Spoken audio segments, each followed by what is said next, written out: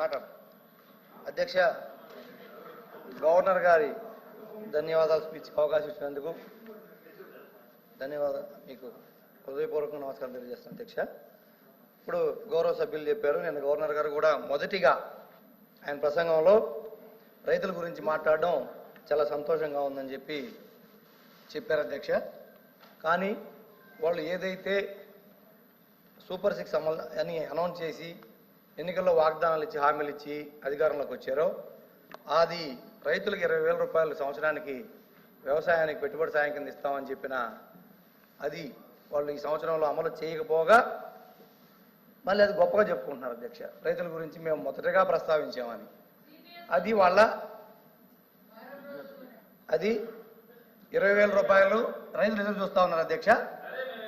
ఒక్కరు కూడా రాష్ట్రంలో ఏ రైతుకి 20,000 రూపాయలు ఇచ్చినా దాఖలాలు లేవు అధ్యక్ష. మేడం అదేవిధంగా ప్లీజ్ ఇప్పుడే చెప్పారు కదా మంత్రి గారు మీరే సభను కామెంట్ చేసి మీరు డిస్టర్బ్ చేస్తే ఇక సభను ఎలా నడుపుతారండి? మేడం గారు మీరు అధ్యక్ష, నేను చెప్పేది వాళ్ళు చెప్పారు కదా అధ్యక్ష, గవర్నర్ బుక్లో ఉన్నాయే మాట్లాడమన్నారు, నేను అయ్యే మాట్లాడతా. దయచేసి వినండి. దాంట్లో ఏదన్నా డీవియేషన్ ఉంటే నేను ఆన్సర్ చెప్తాను, నాది ఏదన్నా పొరపాటు ఉంటే నేను సరిదిద్దుకుంటాను. దయచేసి వినండి. ఇది క్లియర్గా రైతుల్ని మోసం చేశారు అధ్యక్ష. గవర్నర్ ప్రసంగంలో అది లేదు అధ్యక్ష. రెండోది, యువత ఉద్యోగాలు 20 లక్షల ఉద్యోగాలు ఇస్తాము అని చెప్పి ఈ ప్రభుత్వం హామీ ఇచ్చి వాళ్ళ సూపర్ 6లో పెట్టేసి అధికారంలోకి వచ్చింది అధ్యక్ష. ఈ సంవత్సరం దాదాపు 9 నెలలు 10 నెలలు అయిపోయింది అధ్యక్ష. ఈ ప్రభుత్వం వచ్చి 20 లక్షల్లో దాదాపు 4 లక్షల ఉద్యోగాలు ఇస్తామని హామీ అధ్యక్ష. ఫస్ట్ ఇయర్లో ఒక్క ఉద్యోగం కూడా ఇచ్చిన పాపాన పోలేదు అధ్యక్ష. ఒక్క నోటిఫికేషన్ లేదు అధ్యక్ష. ఇప్పటికీ రాబోయే ఇస్తామని చెప్తున్నారు కానీ ఈ 10 నెలల్లో జరిగింది లేదు అధ్యక్ష. ఇంకొకటి, నిరుద్యోగులకు మొత్తానికి 3,000 రూపాయలు భృతి ఇస్తామని చెప్పారు అధ్యక్ష.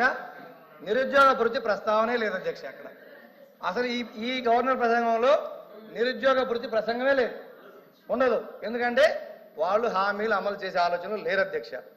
ఉద్యోగాలు, నిరుద్యోగ భృతి, వ్యవసాయం ఇవన్నీ పక్కన పెడితే విద్యా విధానాలకు వచ్చేటప్పటికి అధ్యక్ష వీళ్ళు చాలా గొప్పగా చెప్పుకుంటున్నారు అధ్యక్ష. అసలు సాఫ్ట్వేర్ పితామోహం మేము, సాఫ్ట్వేర్ తీసుకొచ్చింది మేము ఈ రాష్ట్రంలోకి అని చెప్తున్నారు అధ్యక్ష. గత ప్రభుత్వంలో ఇంగ్లీష్ మీడియం తీసుకొస్తే ఈరోజు సాఫ్ట్వేర్ ఉద్యోగాలు, తెలుగు మీడియం చదువుకున్న వాళ్ళకి సాఫ్ట్వేర్ ఉద్యోగాలు వస్తాయి అధ్యక్ష. ఈరోజు ప్రపంచంతో పోటీ పడాలి. వాళ్ళు ముఖ్యమంత్రి గారు చెప్తా ఉన్నారు, ఆర్టిఫిషియల్ ఇంటెలిజెన్స్ తెలుగు మీడియంలో ఉందా? గత ప్రభుత్వంలో ఇంగ్లీష్ మీడియం అమలు చేశారు.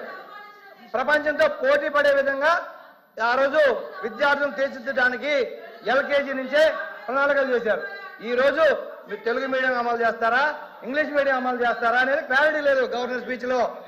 తెలుగు మీడియమా, ఇంగ్లీష్ మీడియమా? సభ్యులు క్షమించాలి అధ్యక్ష, ధన్యవాదాలు.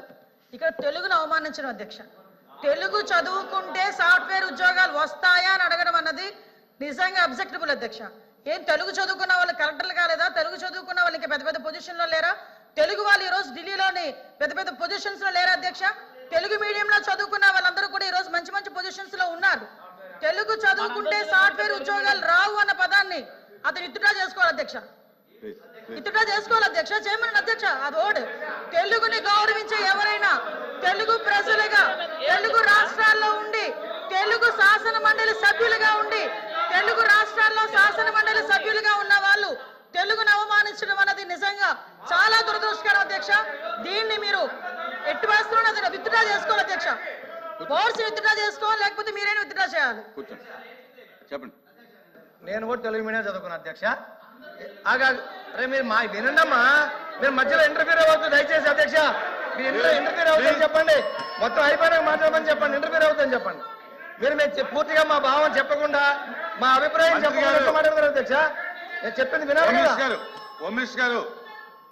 అధ్యక్ష.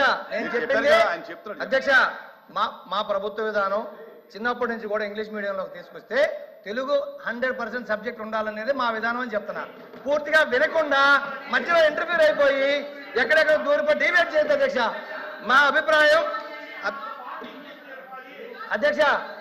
అధ్యక్ష మా అభిప్రాయం పూర్తిగా విన్న తర్వాత మాత్రమే వాళ్ళు ఇంటర్వ్యూ అవ్వమని చెప్పండి దయచేసి. మధ్యలో డిబేట్ చేస్తున్నారు.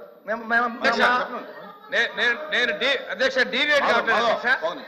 అధ్యక్ష తెలుగు భాష తెలుగు నేల మీద పుట్టారు, తెలుగును అవమానపరిచారు కదా అధ్యక్ష. విత్ ఆ వర్డ్స్ మీరు రికార్డ్స్ తొలగించారు అధ్యక్ష. రికార్డ్స్ తొలగించారు అధ్యక్ష. అధ్యక్ష అధ్యక్ష తెలుగు భాష రికార్డ్స్ తొలగించారు అధ్యక్ష. నేనే వ్యక్తిగతంగా కామెంట్ చేయలేదు. మీరు అబ్జెక్ట్ చేశారు. ఆయన ఏం చెప్పాడంటే మా ఉద్దేశం అది కాదని చెప్పాడు అధ్యక్ష. తెలుగు భాష చదివితే రావాలని చెప్పి మాట్లాడే అధ్యక్ష. మాతృభాషని జన్మభూమిని అవమానపరుస్తారు అధ్యక్ష. రికార్డు నుంచి తొలగించాను అధ్యక్ష. నేను వాళ్ళ పార్టీలు కానీ వాళ్ళ వ్యక్తిగతంగా మాట్లాడే అధ్యక్ష. తెలుగు భాష మీరు ఇక్కడ ఉన్న వాళ్ళందరూ కూడా అందరూ తెలుగు భాష ఉన్న వాళ్ళమే. తెలుగు భాషను మాత్రం వాళ్ళు మాట్లాడటం కరెక్ట్ కదా అధ్యక్ష. భాషని వాళ్ళు కామెంట్ చేసి రికార్డు నుంచి తొలగించారు అధ్యక్ష.